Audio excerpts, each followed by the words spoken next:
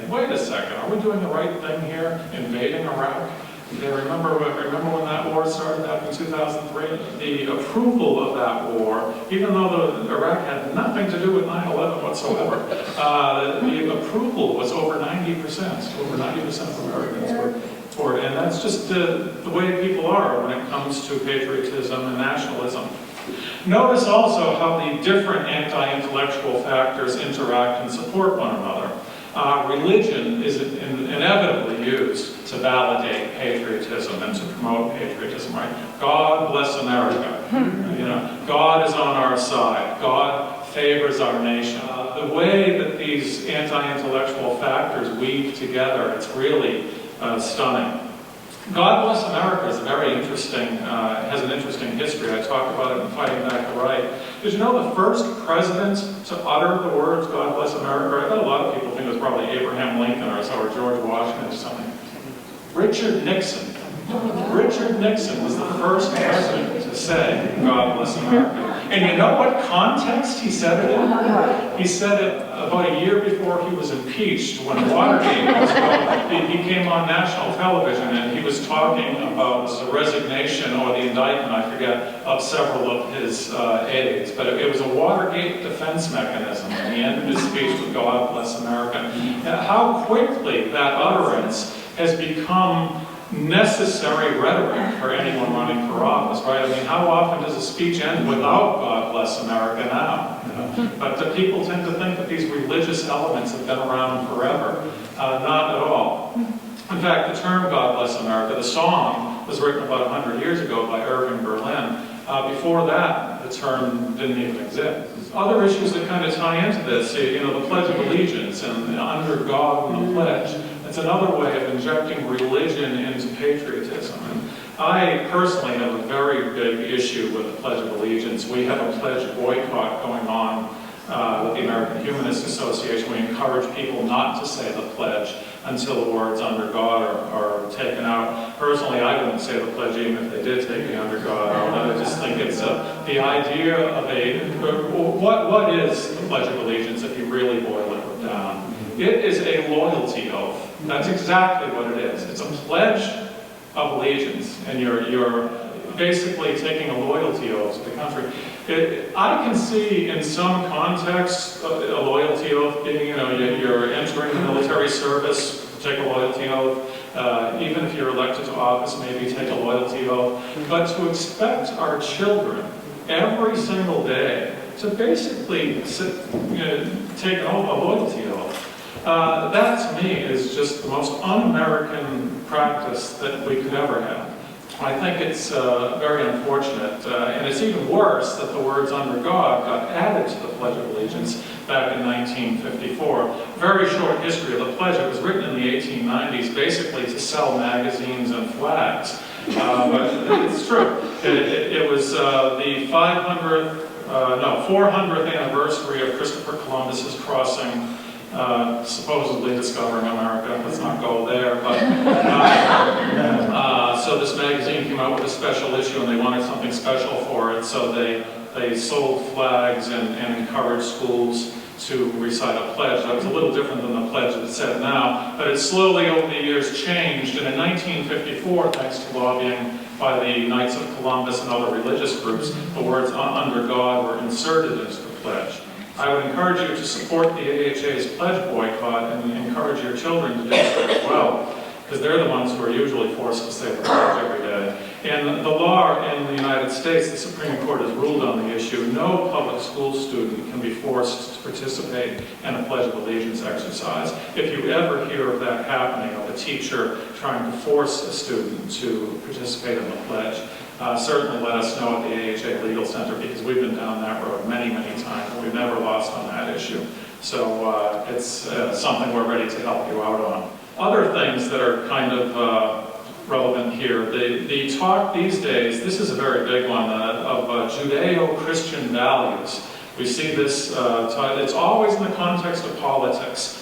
These politicians will talk about the importance of promoting Judeo-Christian values. That term is a complete fraud. For most of Christian history, anti-Semitism was the rule. It was so taken for granted that people would laugh to suggest otherwise. It was just understood that if you're a Christian, you're opposed to it. Judeo-Christian was not a term. Until about 100 years ago again, we slowly start seeing the term, but not used in the context it is now. It was only after the Holocaust in Eisenhower, having seen the Holocaust and been, of course, understandably shocked by it, what he saw, there became an attempt to kind of blend Jewish values and Christian values into one kind of quasi-American thing called Judeo-Christian values, and now all of a sudden America is all about this idea of Judeo-Christian values.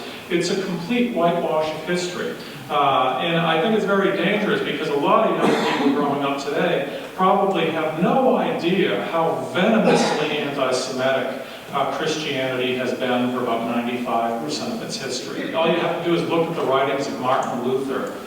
You couldn't see anything.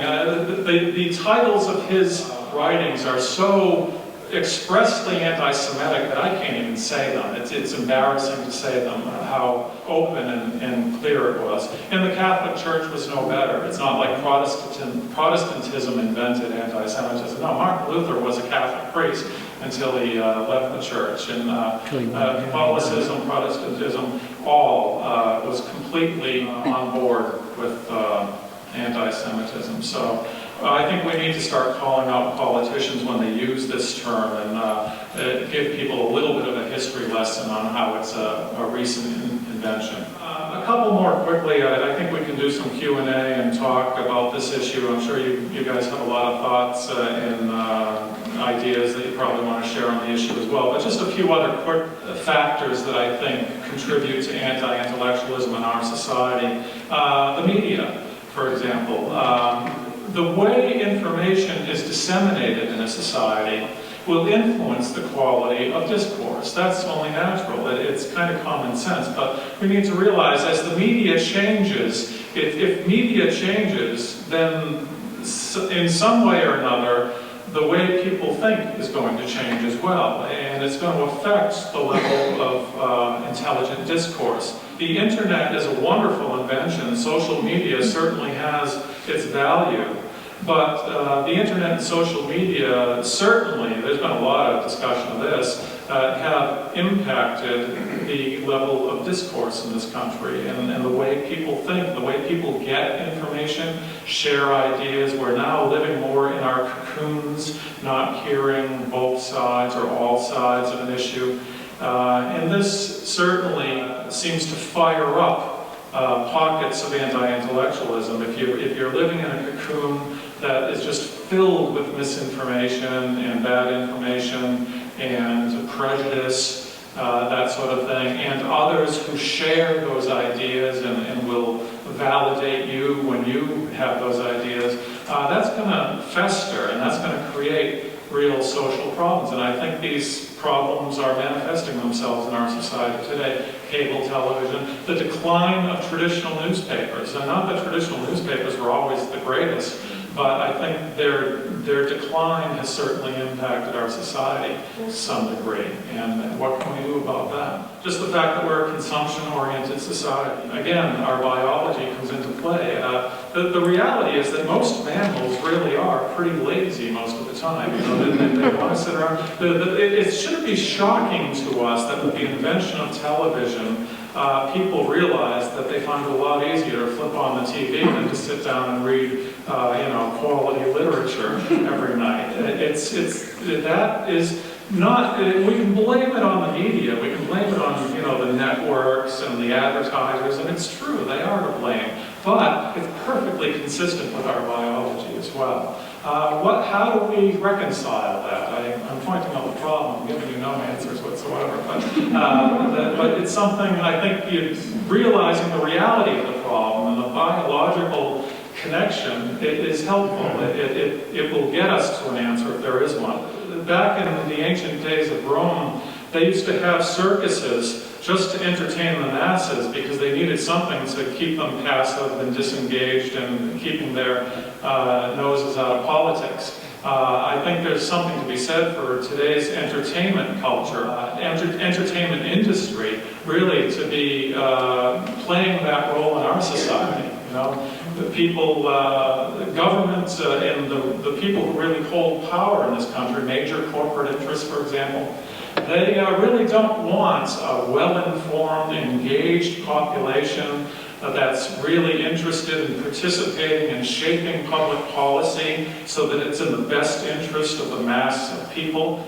Corporate America really doesn't want that. That might not be the best thing for their bottom line, their profits. And there's a lot of mechanisms, a lot of tools they have at their disposal to make sure that doesn't happen, that we're not well-informed and engaged in shaping public policy to our own best interests. In Fighting Back the Right, I point out some of the things that I think we can do as a society to help push things in the right direction. And these are just a few of the ideas.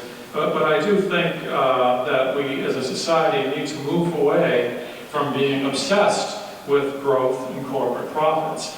Even the person who invented GDP, and I forget his name, I bet someone here knows it, but that person, when he invented GDP, said that by no means should this be used as the barometer for a healthy society. Yet when you talk to politicians these days, the only thing they want to talk about is growth in GDP. If it's on the rise, everything's good. If it's not, then there's problems. There are much better yardsticks for how we're doing as a society.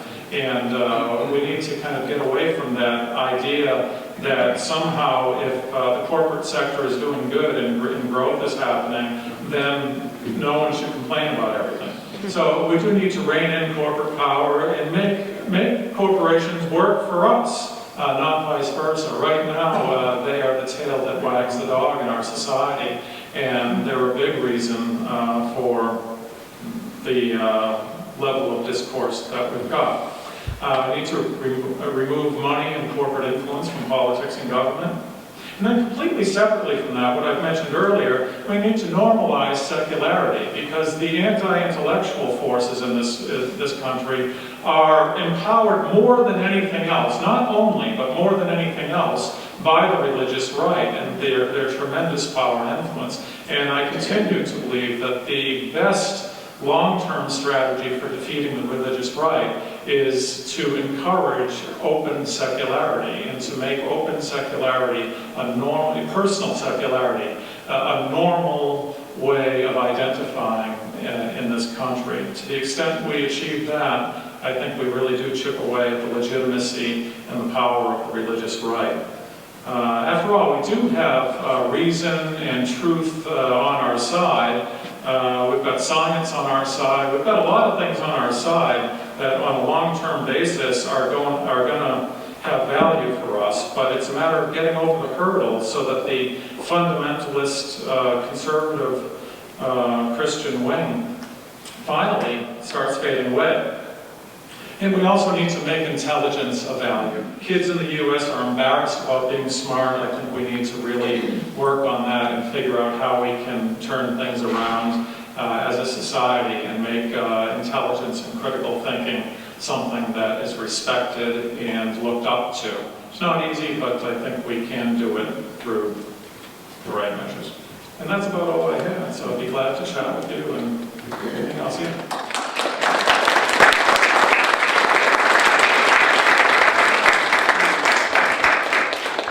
So Stephen Pinker makes a case that over time, over the centuries or millennia, we become more intellectual, more scientific, more liberal, less violent, etc. Are you saying that there's a rise in anti-intellectualism, or are you saying that the decay of anti-intellectualism is too slow?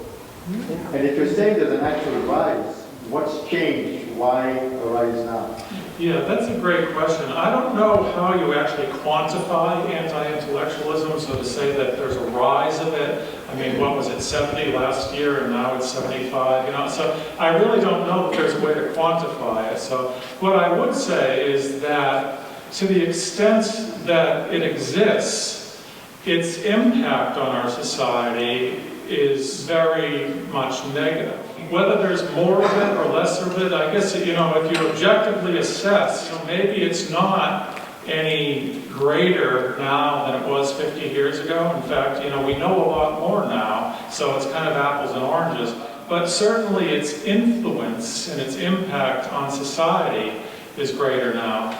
There were many conservative Christians in the 60s and earlier, there's no question about that, 60s, 70s. In the late 70s, they decided to become politically engaged with the formation of the moral majority.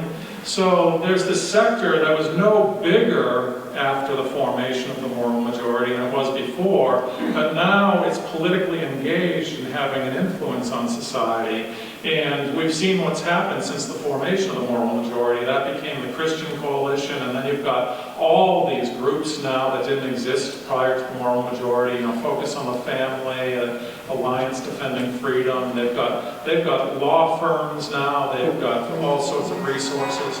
It's not a matter of quantifying. I think it's a matter of what kind of impact are they having, and that, in a very big way, is not a good impact, and it's very problematic. This Project Blitz that I mentioned is a very highly organized, well-funded effort to really push the Christian agenda on a mass level, on a grassroots level, all around the country, okay? This is what's getting locals in all sorts of communities all over the country to insist that their police cars have "In God We Trust" on them. Yeah. It sounds silly, but and then to be posting "In God We Trust" signs in all public schools all over the country. You may think that that's fairly benign, like, oh, no big deal, nobody takes that seriously, but you have to realize children in some ways are kind of like a blank slate, like they don't really have a sense of history, a sense of how things have always been. But if they start seeing God everywhere and associated with patriotism and citizenry,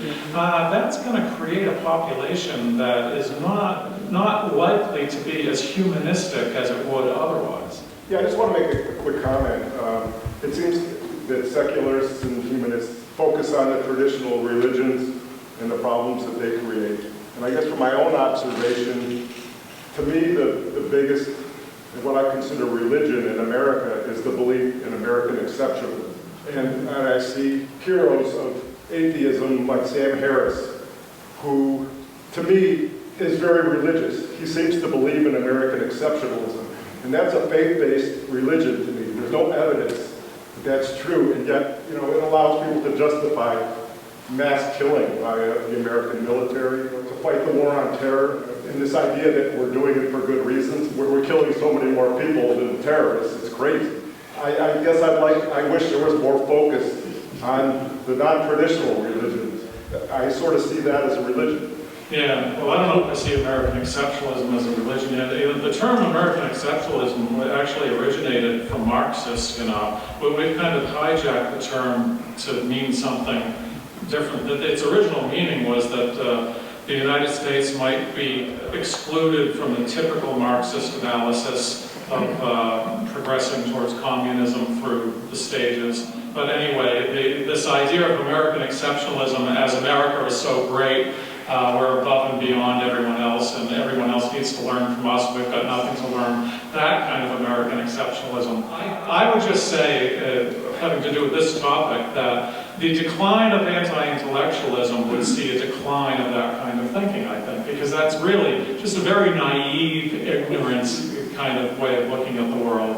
And I think to the extent critical thinking and independent thinking and reason are on the rise, that naturally is going to see a population that's less susceptible to such simplistic and dangerous arguments, right? Because usually American militarism is preceded by that kind of talk that we have, that we have much to show the world, like, oh, there's another rogue nation that needs a lesson from us, Iraq, now Iran, so I would just say that, focusing on anti-intellectualism as a problem that needs to be solved will help address that kind of problem as well. There was a woman over here. Yeah, I had a thought when you were talking about the tie-in really between religion religious impact on gun violence. And I wondered if you had any thoughts on that, because it seems to me that you get the God country thing that comes in with the NRA, and that ties in a lot to very people who are all about Christianity and Jesus, but also all about their large guns. So I was wondering if you had any thoughts on that. Yeah, I really have never understood the whole NRA thing and just how obsessive people are about the issue of gun control on the side. The interesting thing is, the numbers that I've seen is that actually the population at large is not so opposed to gun control of some type. You know, there might be debates over how much and to what degree, but somehow the politicians are just not listening to the base about this, that they really are influenced very much by the NRA. And I've never really delved into the issue in great detail, but I'm sure it has something to do with money, funding, and that sort of thing, and not wanting to have major sources of financing. And that may point to the need for campaign finance reform and that sort of thing. You know, just a critically thinking public just would demand and would not let politicians just ignore the issue the way, unfortunately, they do today. Yeah. Do you think there's a significant connection between the decline in reason and the rise in political correctness and censorship, especially among university environments? I'm sorry, the decline of reason and the rise of? The rise of censorship and political correctness, especially among universities and areas like that. Yeah, I do. I think it has something to do, and I really don't hold myself out as an authority on this either, but I do think that the cocooning of America, the social media infrastructure, has allowed this type of thinking to get more traction than it would otherwise. I think the censorship issue is very complicated, and I'm not going to try to really address it in any great detail today. I think there are some legitimate complaints about who can speak where. Private entities have every right to shut off anyone they want, but then you've got social media that is technically owned by private corporations, but they've become kind of quasi-public, haven't they? I mean, Facebook is, not everyone is on Facebook, but it's almost like a utility at this point. So should it be regulated? These are all very complicated issues, and I wish I had more depth to offer for them, but really they're... So all these Hollywood stars trying to bribe to get their kids into the universities, and wouldn't you say that it's becoming like more and more acceptable or normal for people who are not intellectual to try to get their kids to have the trappings of intellectuality, i.e. a college degree? Yeah, I do think most people want their kids to go to college, but and it's the nature of our system is that it's so expensive to send your kid to college, or at least a good college. It's really an example of a broken system. And I think more progressive politicians are looking for a way of making college free or at least affordable, and that would seem to be the direction that an enlightened society would want to go. The whole idea that we have these elite universities that are just a ticket to economic and social success is kind of problematic to me anyway. I mean, I guess you're going to see some of that in almost any society. There's going to be, some schools that are better than others. But we have very little economic mobility in this country. We like to think of America as a country where there's social mobility. You work hard and you can get yourself to the top. There's very little social mobility in America at all. You're born on the bottom, you're probably going to stay on the bottom. You're born on the top, you're probably going to stay on the top. Much less so than most other countries. In fact, so-called socialist countries, they're really not socialist countries, but we refer to like Scandinavia. There's a lot more social mobility in those countries than there is in the United States. So a lot of broken things in this country, and I think a lot of them are broken because of the quality of the discourse and the disengaged public, and the fact that public policy is really made by entities that are looking out for their own interests and not the interest of humans, people. I have a second question. When do you think that the religious right morphed into the normalization of anti-Semitism? Oh boy, I think conservative Christians, there's been a large degree of anti-Semitism among conservative Christians as far back as the first century. And, it's really not that, I don't think there was a morphing period. I think it's been there the whole time. It might be a little bit more out in the open with Trump and, the seemingly normalization of it, but it's always been there, I think. I know when I first joined the AHA's board back around 2005, the general feeling among AHA leadership was that we need to basically be a club for intellectuals, and we shouldn't really be in the outreach business at all as far as trying to promote humanism, educate the public about the existence of humanism as a life stance that's an option. That all changed around 2005, 2006. We started an advertising campaign. It was the first advertising campaign ever in the secular movement. Ads in major magazines all across the country talking about humanism. That's really what's changed more than anything, is the idea that we're not a club, we're a movement. I think that's really been, since the Bush years, I think Bush woke a lot of people up to the need for secular, and in fact, it's no coincidence that the Four Horsemen wrote their big atheist books all around during the Bush years, because there became a realization that the religious right was just getting way too powerful, and that atheists were too hidden in the closet. So another thing that the AHA did is the AHA always used to avoid the word atheist as much as possible and use only the word humanist. It really didn't like the idea. It figured people were too turned off by atheists. But around the same time, a realization came to mind that we really need to get the public used to the word atheist and not so afraid of it. And I think there's been some success with it. I mean, atheists, in fact, I think for the first time ever, the number of Americans who would vote for an atheist who's otherwise qualified for office is higher than ever. I think it's up over 60%, which doesn't sound that great, but the numbers have traditionally been down around 20-30%. So we've made a lot of progress in about 10 years.